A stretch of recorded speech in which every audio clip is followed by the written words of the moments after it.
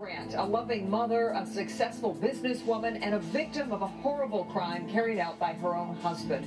What can be done to save other victims of domestic violence? Abusers rob the person of their power.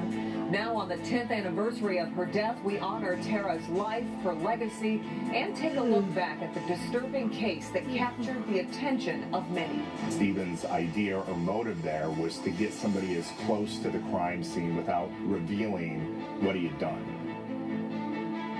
Our hope tonight is someone out there who may also be in a potentially dangerous situation gets the help he or she needs. Tara Grant's family says they recognize the warning signs, but sadly her husband, Stephen Grant, made his move before she could be saved. Now Tara's story and a behind-the-scenes look at the investigation. She appeared to have it all. 2 beautiful children, a successful career, and a husband at her side. What many people didn't know was Tara Grant was living a nightmare, being verbally abused and manipulated by her husband, Stephen. Should you be a suspect in this investigation? I don't know. Stephen reported his wife missing on Valentine's Day, February 14th, 2007. Just weeks later, during a police search of the Grant home, Tara's torso was discovered inside the family's Washington Township garage. At the time, Tara's sister, Alicia, recalled hearing the disturbing details. I was horrified.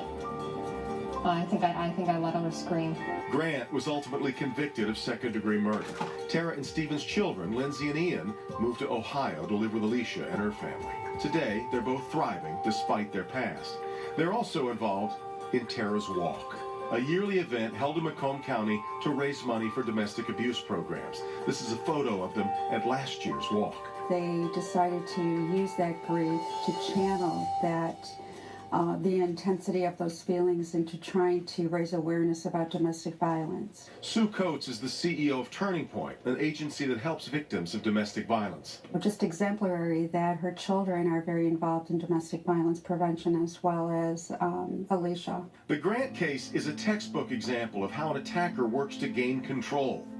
First, playing the victim, as Grant did publicly. She at the time was having a relationship with another man.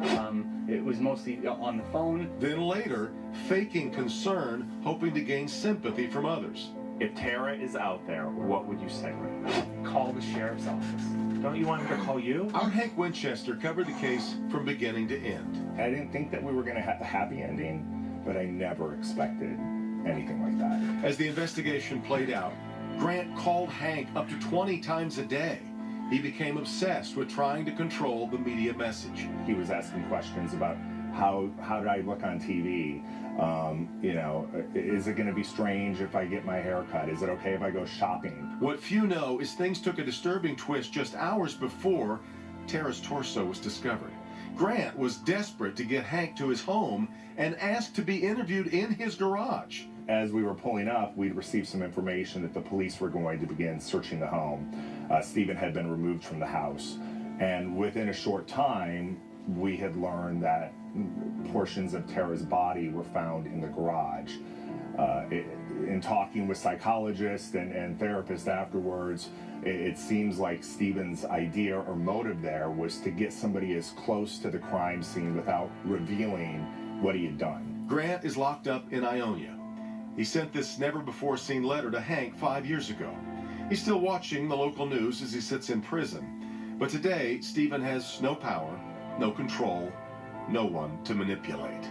Instead, the story he worked to control ended up being an important lesson for others. Abusers rob the person of their power and their control of their life, and their first tactic is to isolate. So, counteracting that isolation is really paramount. It's important for them, for family members or friends, when they notice an issue, to be vocal about it, to prevent something like this from happening. That's why it's important to know that Turning Point has a 24-hour hotline for those in need of help. The phone number is worth keeping around, 586-463-6990. We should also mention Tara's Walk is going to be held this year. That'll be September 30th in Macomb County. And hopefully people that see this get the help that they need. My goodness. Well, and you really, thinking back on this, and you watch the strange psychology that was work on, you get a little bit of a glimpse of what Tara was dealing with at home in Stephen Grant. Yeah. All right, here's a look at what Dr. Frank McGeorge is working on for